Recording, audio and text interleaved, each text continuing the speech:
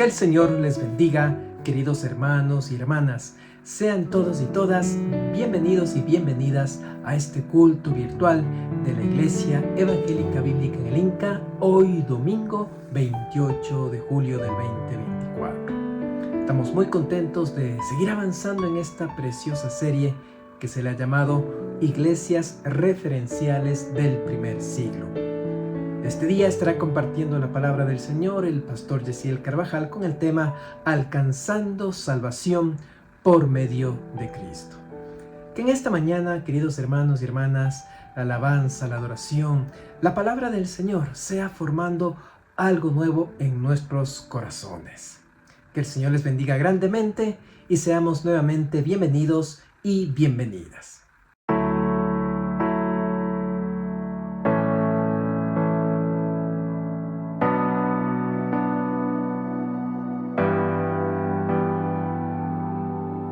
Tengo una Biblia que no habla, un crucifijo que nos salva, una fe que se cansó de las montañas. Tengo oraciones sin sujeto y he predicado tantas veces en el valle de los huesos secos. Tengo noticias sin oyentes. Tengo pacientes esperando el milagro de los peces, pero tengo la red averiada y el vino es vinagre y el pan no sabe a nada. Tengo una sal que ya no sala, una iglesia que no sale, una luz bajo la mesa y una virgen despistada, la levadura en la nevera, mi armadura oxidada. Tengo oro y tengo plata, pero el cojo ya no baila, pero el cojo ya no baila.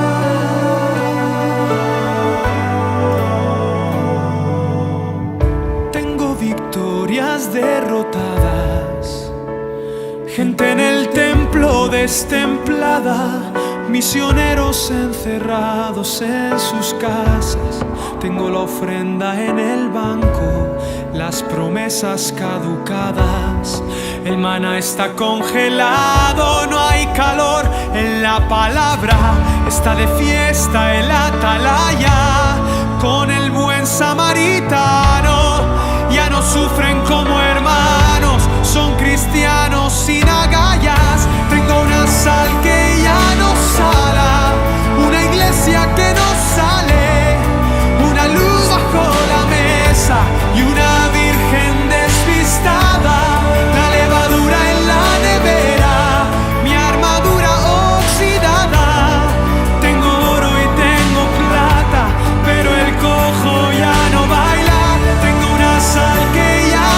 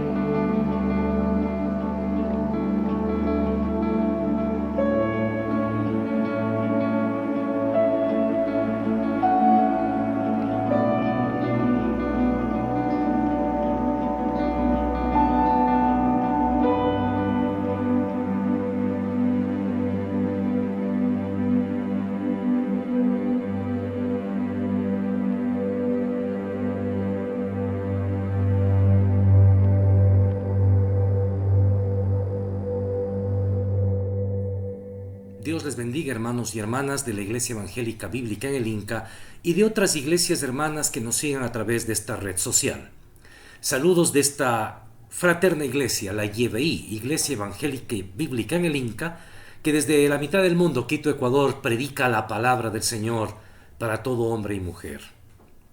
Estamos terminando el mes de julio del año 2024, en que hemos tratado un mes más ese tema de las iglesias referenciales del primer siglo.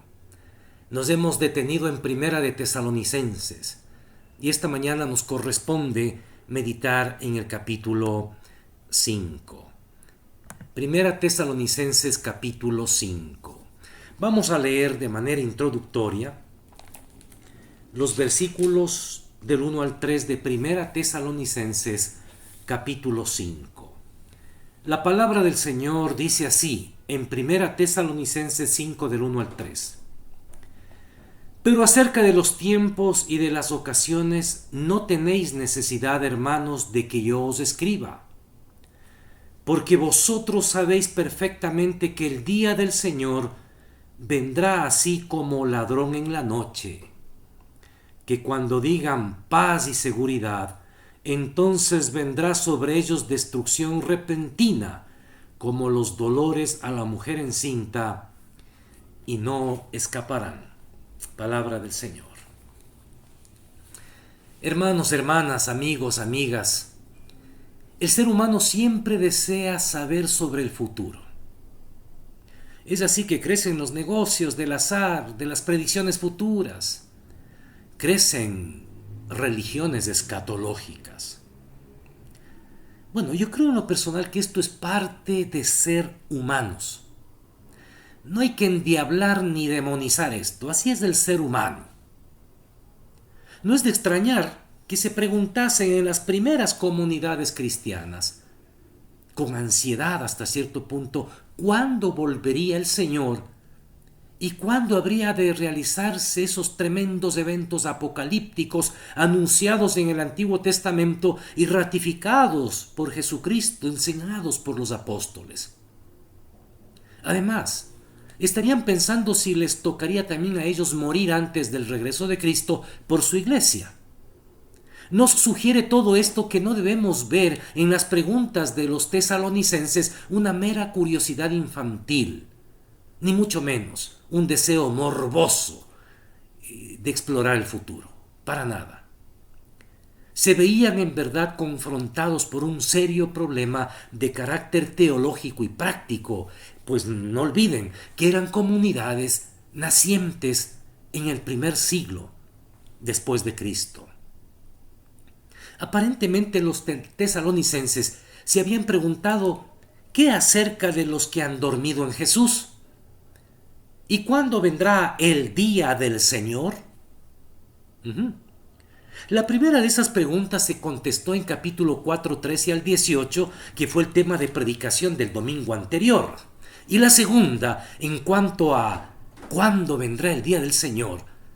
Bueno, se explica en alguna manera en esta sección del capítulo 5, verso del 1 al 11 de Primera Tesalonicenses, que tiene dos partes muy claras, ¿no?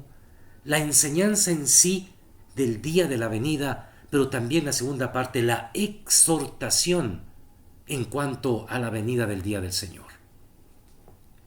Se ve que Pablo había instruido a los tesalonicenses tocante a la naturaleza del día del Señor, haciendo hincapié en que este día vendría de manera repentina para el mundo. No estaban en ignorancia sobre este particular y por lo tanto no era necesario que les escribiera al respecto. Sin embargo, es posible que el fallecimiento de algunos hermanos de la comunidad y el deseo ferviente de que Cristo regresara pronto les hiciera sentir a los tesalonicenses que el cumplimiento profético estaba tardándose demasiado. Ojo con esto, amigo, amiga. Atención. Para un judío o gentil convertido al cristianismo, saber sobre el día del Señor del que habían hablado los profetas era muy importante. Y esto lo entrelazaban con las enseñanzas de Jesús, el personaje que hace pocos años había ascendido a los cielos. Y claro, escucharon la enseñanza de sus pastores, los profetas y los apóstoles, y bueno, tenían preguntas. Nunca será pecado, ni algo fuera de foco, que el pueblo de Dios se pregunte sobre esto. Lo que queda fuera de foco es la elucubración y la falta de seriedad al abordar estos temas. Eso sí hay que decirlo.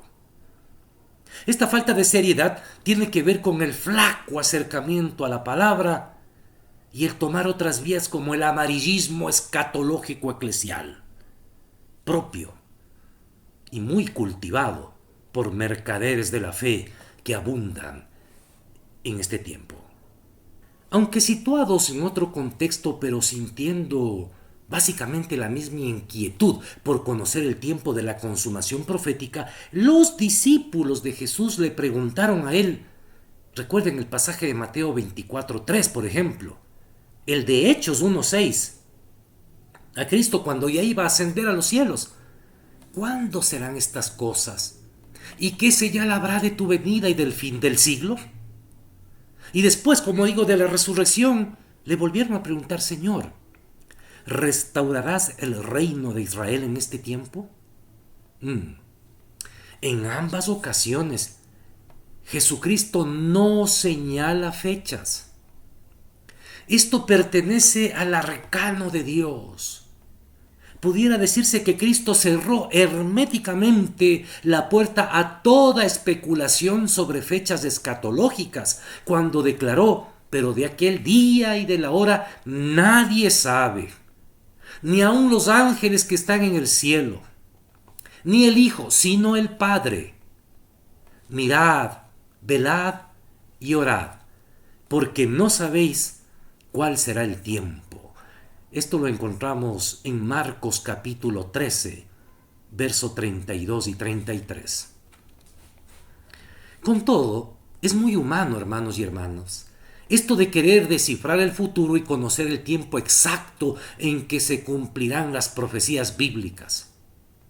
Aún en nuestros días hay personas que intentan descubrir lo que Cristo mismo no quiso revelar, dejándose llevar por un análisis entusiasta, por decirlo de alguna manera, de ciertos eventos contemporáneos. Se aventuran en explicaciones proféticas que están al borde de fijar una fecha para el regreso de Cristo al mundo. Hoy esto prolifera en redes sociales, ¿no? Como el TikTok y cosas en YouTube y qué sé yo. Que muchos de los sucesos mundiales parecen estar preparando la escena para el desarrollo del drama o el gran drama apocalíptico descrito en las Escrituras, bueno, eso no puede negarse. Tampoco puede negarse que hoy estamos más cerca que ayer a la venida del Señor. Evidentemente, nos parece ver en nuestro derredor muchas de las características de los postreros tiempos mencionados en los escritos paulinos. Pero no sabemos ¿cuánto habrá de extenderse este periodo de conmoción mundial? Es decir, otra vez, podríamos decir que Cristo cerró herméticamente la puerta a toda especulación sobre fechas. Pero de que hay cosas que están pasando y siguen pasando en el mundo es innegable. En su respuesta a la interrogante de los tesalonicenses, Pablo les recuerda que el día del Señor vendrá repentinamente, con destrucción sorpresiva para el mundo incrédulo, pero que los cristianos no tienen por qué temer que ese día les sorprenda como ladrón. ¿Por qué? Porque ellos son hijos del día, no de la noche. No están en tinieblas, están en luz. ¡Qué maravilla! Nuevamente leamos 1 Tesalonicenses 5 del 1 al 3 para empezar a explicar rápidamente por el tiempo, hermanos, ciertas partes necesariamente que deben ser explicadas desde el enfoque exegético y hermenéutico.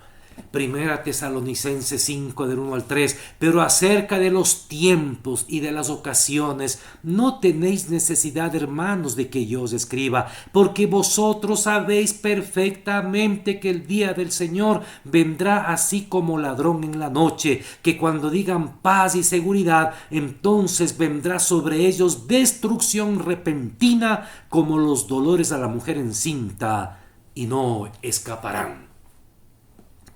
Empezamos pues con la explicación de este pasaje. En el Nuevo Testamento hay 3 palabras griegas que pueden traducirse como tiempo al español. Una, cronos; 2, kairos; y 3, aion. Empecemos por el último. Aion indica un periodo largo, una era. Puede significar la eternidad.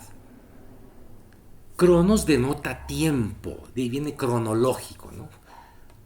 De duración, que es en cierto modo mensurable, corto. Pero kairos puede señalar un tiempo muy especial, una oportunidad, una coyuntura, de duración que en cierto modo es mesurable. Es decir, donde se realizan eventos determinados.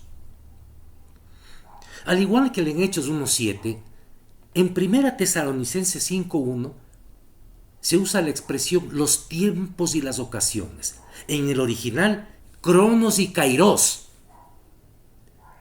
Definitivamente es una expresión escatológica que la usó Jesús en Hechos 1:7 y ahora la usa Pablo a los tesalonicenses y apunta hacia el advenimiento del día del Señor.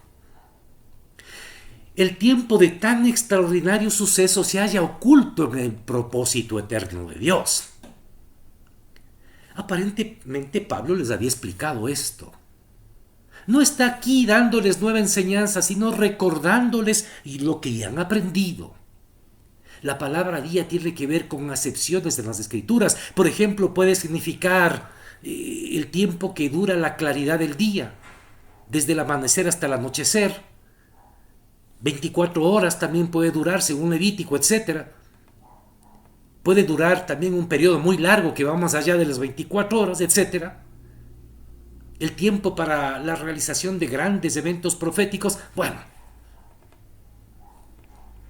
en este texto que hemos leído se destaca, hermanos, el aspecto punitivo del día del Señor. Sin lugar a dudas, el apóstol está hablando del día de Jehová muy temible anunciado por los profetas en el Antiguo Testamento. Por ejemplo, Joel capítulo 2. Será un día de destrucción.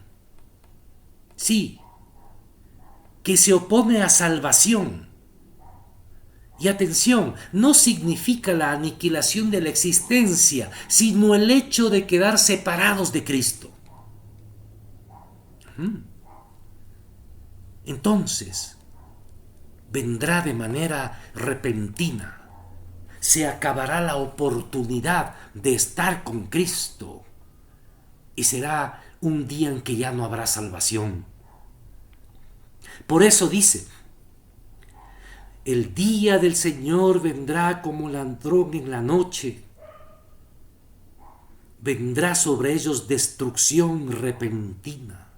Y ya estamos diciendo, ¿no?, que esta destrucción, por la palabra en el original, olesros, tiene que ver no con el exterminio, sino con la separación definitiva de Jesús para aquellos que no le conocen. Por eso el profeta Isaías gritaba en sus tiempos: buscad a Jehová mientras pueda ser hallado. Amigos y amigas, el tiempo todavía que Dios puede ser hallado es hoy a través de su Hijo Jesucristo, porque el día del Señor va a venir como ladrón en la noche, inmediatamente, en un abrir y cerrar de ojos, y ya no habrá oportunidad.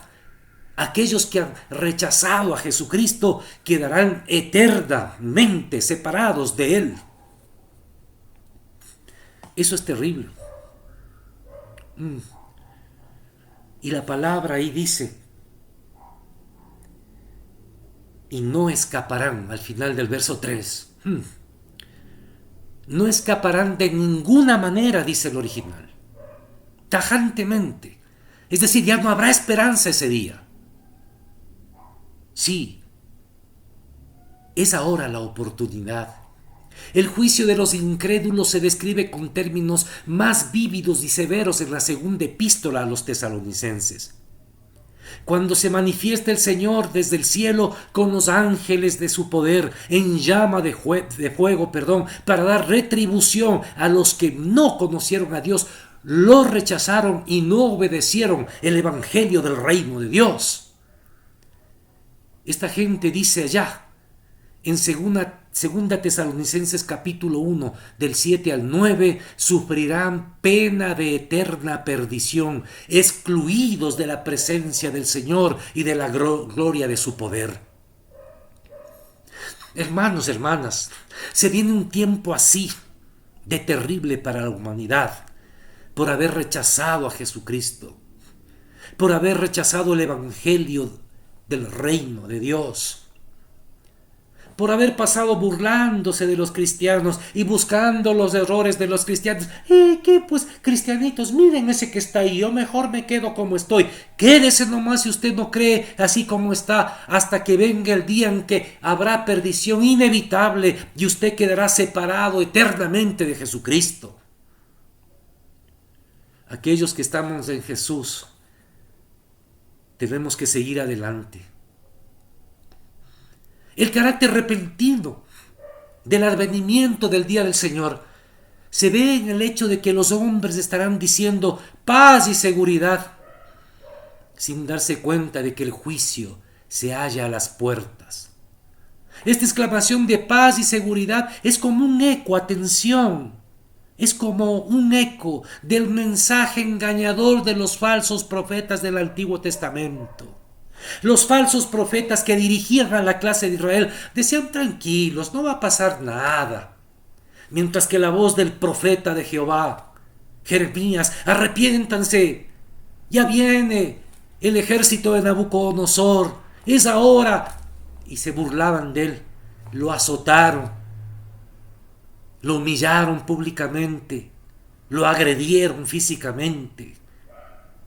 Vivimos tiempos así, donde se acalla la voz de la iglesia, de aquel que predica la palabra del evangelio del reino de Dios con seriedad, con actitud profética, es ridiculizado, y a veces por falsos profetas que están dentro de la misma iglesia, dentro del mismo pueblo de Dios, como esos falsos profetas que estaban dentro de Israel. Esta expresión, paz y seguridad, nos hace recordar también la semejanza que el Señor Jesucristo ve entre la actitud de la gente que existió en los tiempos de antes del diluvio, en los habitantes de Sodoma y Gomorra, en la gente de los últimos tiempos. Todos estarán dedicados a sus actividades habituales, confiados en su indiferencia ante lo espiritual, despreocupados en cuanto al juicio venidero. Lo mismo que aconteció en días de Noé y de Lot, sucederá cuando venga aquel día grande y terrible. Que ese día vendrá repentinamente e inevitablemente con indescriptibles sufrimientos para la humanidad rebelde, lo indica también la figura retórica que habla de los dolores de la mujer que está encinta, versículo 3. Esta figura viene asimismo del Antiguo Testamento. Sí, dolores de parto. Qué tremendo. Hermano, hermana, este texto es muy fuerte. Esto está por venir. Esta es la clarificación que da la Escritura ante estas preguntas que surgen en el pueblo de Dios. Pero sigamos. Continuemos con el texto. Primera Tesalonicenses 5, del 4 al 5. Mas vosotros, hermanos, no estáis en tinieblas, para que aquel día os sorprenda como ladrón. Porque todos vosotros sois hijos de luz e hijos del día. No somos de la noche ni de las tinieblas, por tanto no durmamos como los demás, sino velemos y seamos sobrios. Palabra del Señor. El verdadero cristiano, la verdadera cristiana no está en tinieblas. El apóstol ha escrito acerca del arrebatamiento, antes de considerar el día del Señor, día que según hemos visto se contempla aquí en su aspecto de juicio o de castigo. La esperanza del cristiano es la venida del Señor por su iglesia, no los juicios apocalípticos que caerán sobre el mundo durante la tribulación predicha por los profetas y por Cristo mismo. Los creyentes son liberados de la ira venidera. Dios no los ha puesto para ira, sino para salvación por medio de Jesucristo. 1 Tesalonicenses 5:9. Estar en tinieblas es vivir en el pecado, en la ignorancia espiritual, en contraste con los que sufrirán destrucción repentina. Los tesalonicenses han salido del ámbito pagano y no son ignorantes respecto al día del Señor. Tienen conocimiento certero del súbito advenimiento de ese día. Pero ¿saben qué? Ellos tienen algo que los cristianos tenemos y que aquellos que no conocen a Jesús no lo tienen. Esa certeza, convicción de que por la obra de Cristo estaremos con Él por siempre y ya no sufriremos esa separación eterna. No solamente que estamos en luz, debido a la nueva naturaleza, el cristiano es luz. No solo que está en luz, sino que es luz. Porque hemos nacido de la luz. En este versículo la palabra día cambia de significado. Ya no se refiere al día grande y terrible del Señor, sino a lo que es antítesis de la noche, así como la luz lo es de las tinieblas. ¡Qué hermoso texto! Hermanos, no estáis en tinieblas. Todos vosotros, verso 5, sois hijos de luz e hijos del día, no de la noche ni de las tinieblas. Esto es poderoso.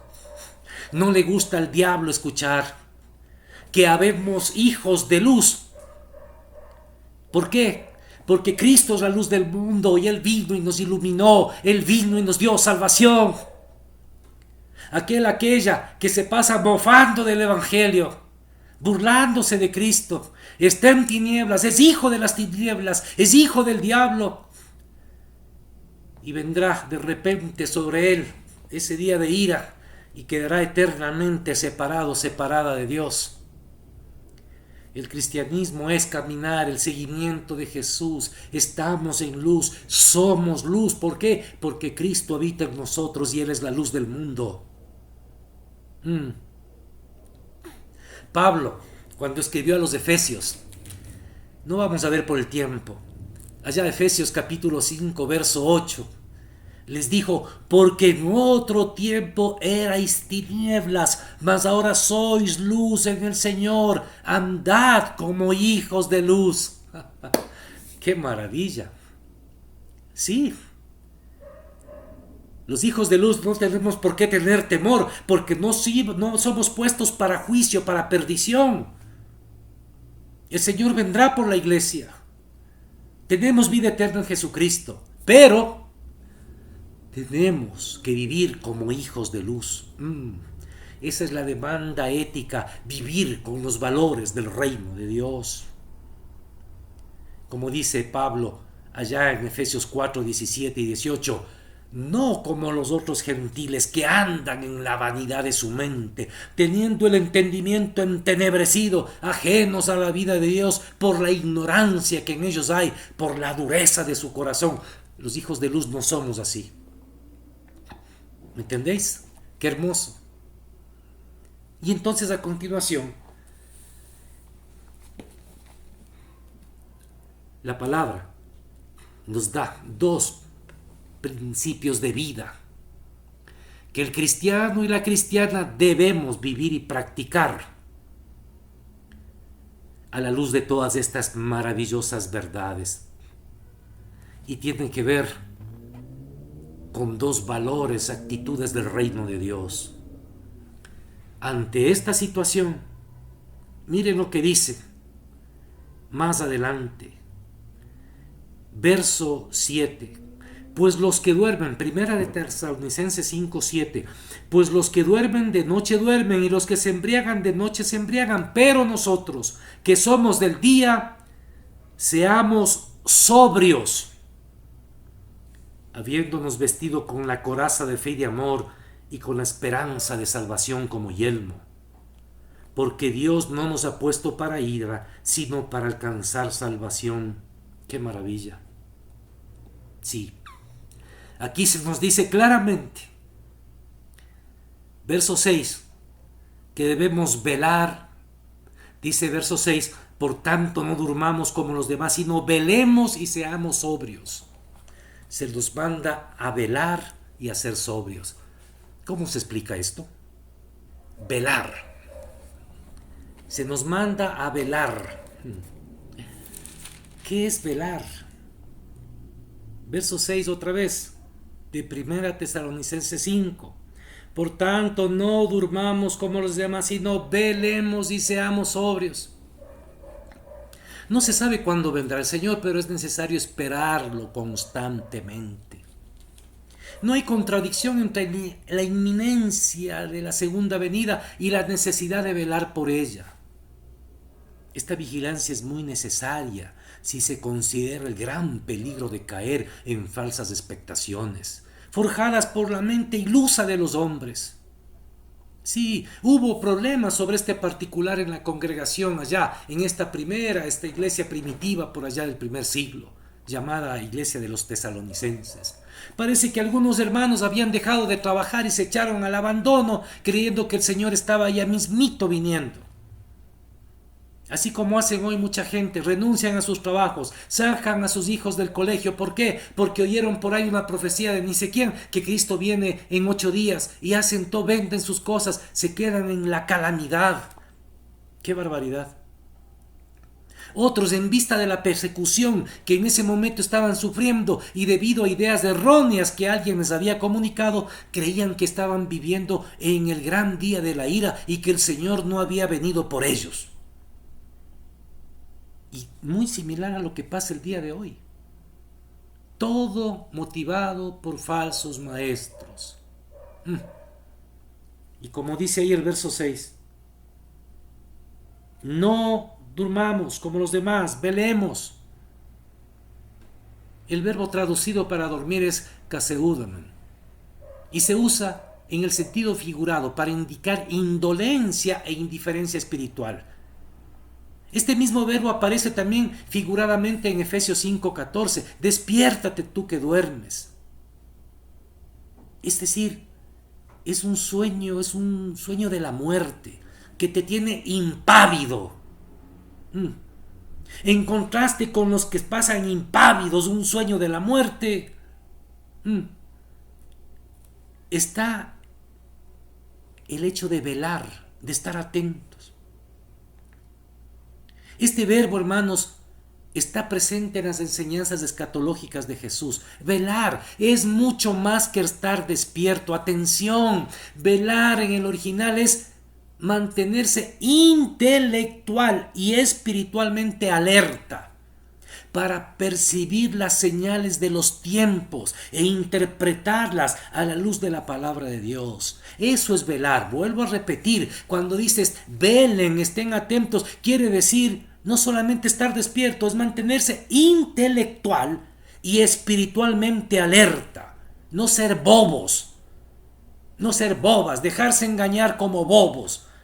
Estar inteligentes, intelectualmente y espiritualmente, alertas, para percibir, tamizar, discernir las señales de los tiempos e interpretarlas a la luz de la palabra de Dios y no dejarse arrastrar por gente igual bobalicona, metecuentos, negociantes de la fe, que usan la escatología mal explicada para engatusar a gente que no está velando. Velar es de estar firme, de pie, como un centinela fiel, aunque los demás se hallen postrados en el sueño de la indiferencia, felices como que nunca va a pasar nada. Que la figura se vuelve de carácter militar puede verse en la referencia a la coraza y al yelmo que se dice más adelante, verso 8, pero nosotros que somos del día seamos sobrios, habiéndonos vestido de la coraza de fe y de amor, con la esperanza de salvación como yelmo. ¡Qué maravilla! Sí, es una actitud, como acabamos de ver, de estar vivos, despiertos intelectual y espiritualmente. Es estar firme de pie como un centinela que tiene puesta su armadura cristiana. Verso 8. La coraza de fe cubría toda esta parte hasta el vientre bajo. Fe, pero también amor. Y con la esperanza de salvación como yelmo, el casco. Tener claramente todo el tiempo aquí en la mente que debemos tener una esperanza viva de salvación. El diablo ataca mucho al pueblo de Dios para hacerlo descreído, desesperanzado. Por eso se dice aquí que el verdadero hombre, mujer de Dios está velando siempre, con una actitud y un compromiso, con la fe, con el amor a los hermanos, a las hermanas, al que necesita, pero con algo aquí puesto como casco, como yelmo, la esperanza de salvación.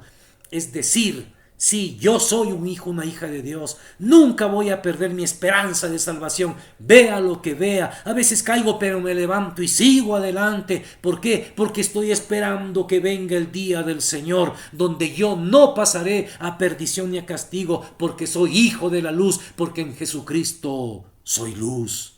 Bendito sea el nombre del Señor.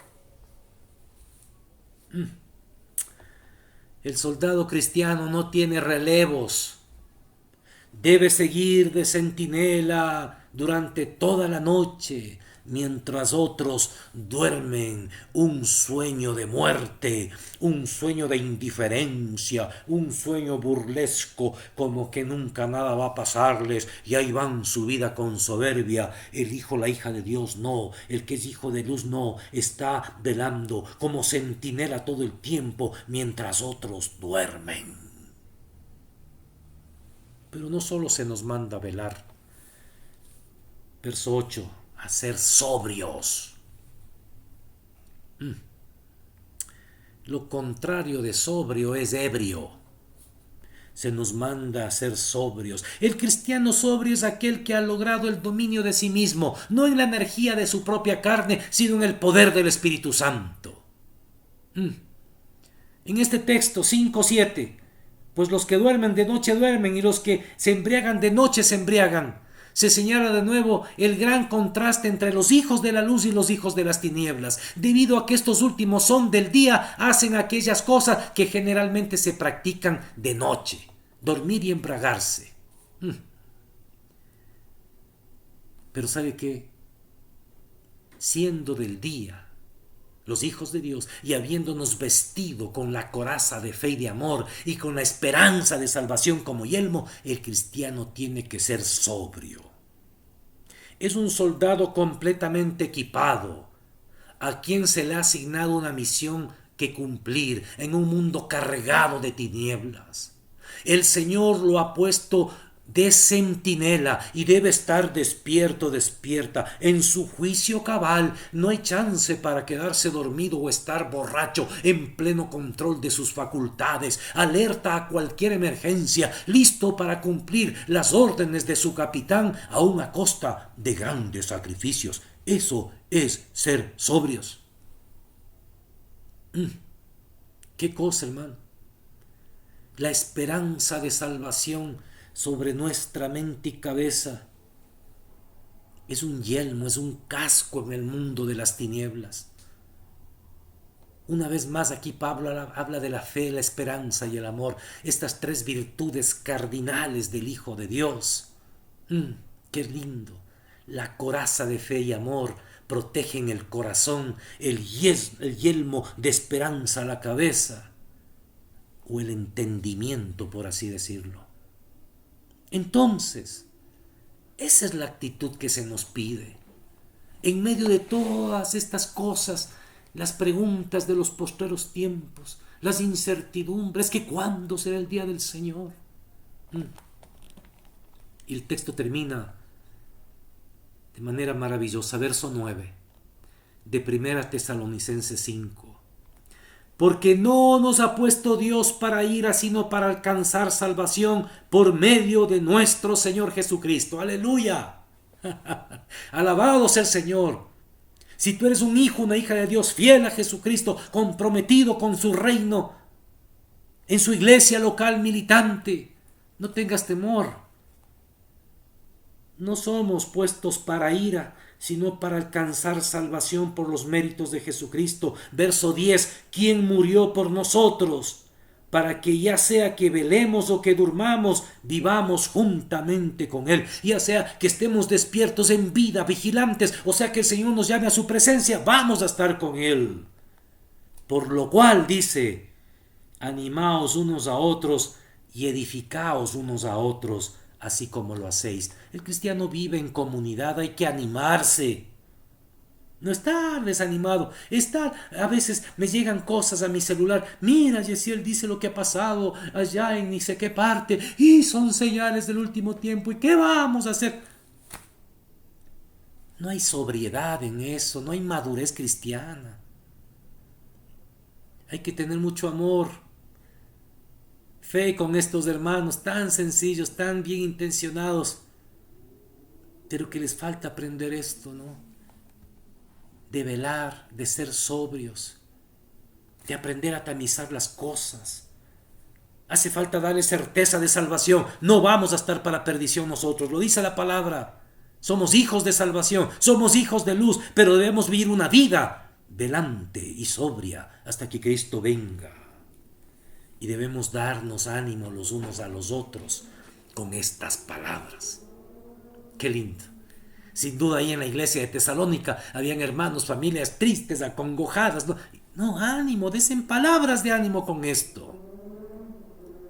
Y sigan velando y con sobriedad hasta que Cristo venga. Dios les bendiga, hermanos y hermanas. Que esta palabra caiga como fundamento en su vida. Se hace necesario fundamentarse en estas palabras. En estos tiempos de tanta novelería, de tanto negocio de la fe, de tanta falta de certezas. Esta es palabra del Señor para ustedes y deseo que Dios les bendiga. Bendito Señor, gracias por tu palabra. Gracias porque tú, Señor, nos dejas palabras vivas. Tu palabra no pasará, Señor. Y es nuestra norma de fe, ética y conducta y de doctrina. Consuela nuestros corazones y ayúdanos a ser hombres y mujeres que velamos, hombres y mujeres sobrios, sobrias, que nos ponemos la coraza de la fe y del amor y el yelmo de la esperanza hasta que tú vengas. Y mientras oramos, puede ser que haya alguien que ha oído esta palabra. Usted ha escuchado hoy que el día de la salvación va a llegar a un tope, va a llegar a un fin, en que ya se quedará eternamente separado de la esperanza viva de la luz que es Jesús. Es ahora el día de salvación para su vida. Ahí donde quiera que esté, usted cierre sus ojos, diga: Señor Jesús, perdón por mis pecados, perdón por mi autosuficiencia, por mi ego. Perdóname por creer que yo voy a poder salvarme a mí mismo. Necesito de ti, Señor Jesús. Gracias por tu sacrificio. Limpia mis pecados con la sangre que derramaste en la cruz y límpiame de cabeza a pie, Señor. Dígale: te recibo como mi Señor, mi Salvador. Quiero seguirte, Señor, para ser un hombre de fe, esperanza y amor, una mujer de fe, esperanza y amor. Bienvenido a mi vida, Señor. No quiero nunca quedar separado por la eternidad de ti. Quiero ser tu hijo, tu hija. Escucha ese clamor este día, Señor, y obra. Tú eres el Dios todopoderoso que se encarga de todo, porque tienes un sinfín de posibilidades de acción para esa persona que se arrepintió el día de hoy. Bendigo a tu pueblo, a los nuevos hermanos y hermanas, en nombre del Padre, del Hijo y del Espíritu Santo. Amén. Dios les bendiga, hermanos y hermanas. Gracias a Dios por su bendita palabra en esta mañana, que sea consolidando y formando los valores del reino de Dios en nuestros corazones. Gracias a Dios también por su generosidad, gracias a la cual podemos acompañar a diferentes familias, hermanos y hermanas que están atravesando dificultad en estos tiempos tan complejos. Los datos de la cuenta bancaria de la iglesia se mostrarán a continuación en sus pantallas para que usted pueda realizar la transferencia de su diezmo u ofrenda. Asimismo, invitarles para que nos volvamos a conectar el día miércoles en el estudio bíblico virtual, en el cual se profundizarán las escrituras que han sido hoy expuestas en la predicación. Así que les invitamos para que usted sea parte a través de la plataforma de Zoom o a través de la plataforma de Facebook, de la página de Facebook de la YBI. Que el Señor les bendiga, queridos hermanos y hermanas, y que la paz del Señor guarde nuestras mentes y nuestros corazones. Hasta pronto.